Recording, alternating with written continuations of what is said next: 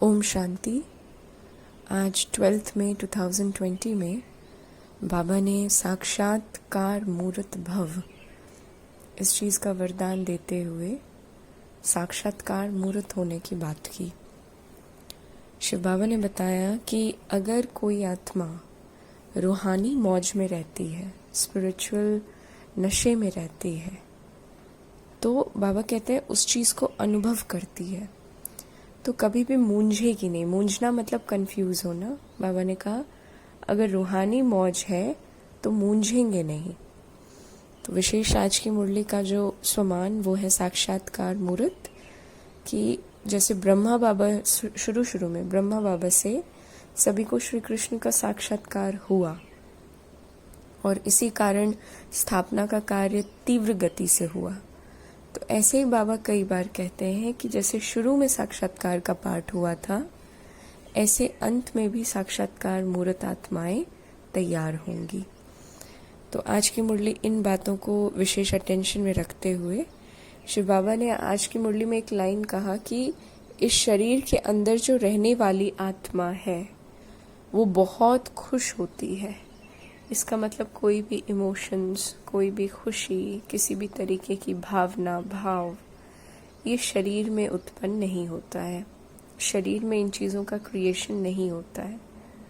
शरीर पर केवल इन इमोशंस का, इन विचारों का एक असर पड़ता है, लेकिन शरीर इन चीज़ों को क्रिएट नहीं करता है।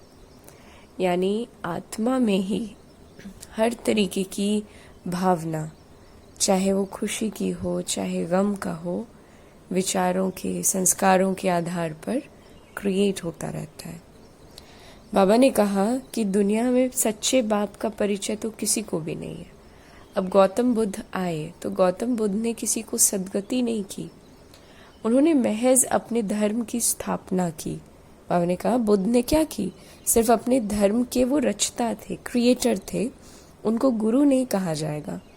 बाप तो बच्चों को रचते भी हैं और पढ़ाते भी हैं, क्रिएट भी करते हैं, पढ़ाते भी हैं, पालते भी हैं और फिर वो सद्गति भी प्राप्त कराते हैं, जिसकी बात दुनिया में लोगों ने की है। बाबा ने कहा कि अपना एक भी मिनट वेस्ट नहीं करना चाहिए। बाप को जितना याद करेंगे तो सर्विस करने में भी बाप की ही याद आएगी। सर्विस मतलब यहाँ बाबा सर्विस से सेवा की बात सिर्फ नहीं कर रहे हैं, अर्थात हम जो भी कार्य करेंगे वो सेवा बनेगा। कोई भी कार्य घर में रहते हुए ईश्वरीय मर्यादाओं के अंदर करते हैं तो वो कार्य ही सेवा बन जाएगा अगर बाबा की याद है। तो बाबा क्या कह रहे हैं कि अगर बाबा को याद करेंगे, एक भी मिनट को वेस्ट नहीं करेंगे, जैसे बुद्धि में कोई काम नहीं है, सपोज अनऑक्यूपाइड है बुद्धि, तो उसको एकदम बाबा में लगा देना। बैठ करके या तो बाबा को याद कर लेना या तो मुरली को रिवाइज कर लेना। तो ये सारी चीज़ें बाबा ने आज की मुरली में कहा कि एक मिनट भी वेस्ट नहीं करना है। बाबा ने कहा तुम्हारे लिए मैं हथेली पर बहिश्त लाया हूँ। बहिश्त मतलब हेवन। तो हथेली पर मतलब कि घर बैठे हो तुम, इजी गोइंग तरीके से तुम्हें परमात्मा को याद करने का इंट्रोडक्शन, अपने लाइफ को ड्रास्टिकली चेंज करने की समझ और सच्चा अपना फ्यूचर सिक्योर करने की अपॉर्चुनिटी मिली है।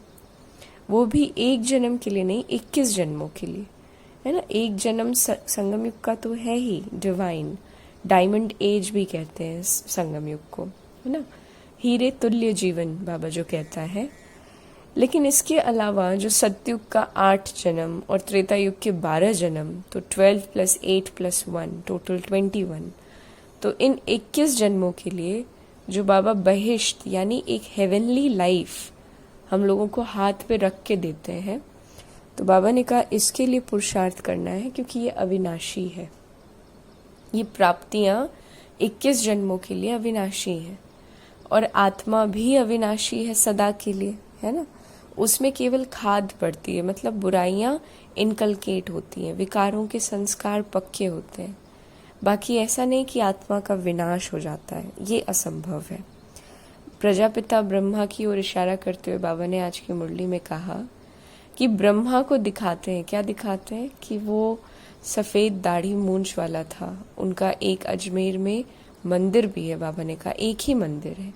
तो विचार करने वाली बात है कि ब्रह्मा को ही केवल सफ़ेद, कह लीजिए सफ़ेद बाल, सफ़ेद दाढ़ी, एक वृद्ध अवस्था केवल ब्रह्मा का ही क्यों दिखाते हैं? बाकी अन्य देवी देवताओं को वृद्ध क्यों नहीं दिखाया जाता है ना? क्योंकि ब्रह्मा आइडियल फिगर थे ईश्वरीय स्थापना के कार्य के, और वो बुजुर्ग थे, वो वृद्ध थे। तो यादगार तो किसी एक आइडल का ही होता है ना, जो उस पर्टिकुलर कम्युनिटी को रिप्रेजेंट करे, है ना? तो ब्रह्मा बाबा के द्वारा शिव बाबा ने हमें ज्ञान दिया, तो इसीलिए वो प्रजापिता भी कहलाया, है ना, लीडर ऑफ द सोसाइटी। और फिर उसका यादगार भी उसके असली ब्रह्मा के वृद्ध अवस्था का ही है, और इसीलिए ब्रह्मा के सफ़ेद दाढ़ी मूंछ दिखाए जाते हैं भक्ति मार्ग में। शिव बाबा ने आज की मुरली में ये भी कहा कि जैसे मान लो किसी का बच्चा लंदन गया और न्यूज़ आया कि वो बीमार है, तो अब बुद्धि उसकी बीमारी की तरफ जाकर के स्टिक ना हो जाए।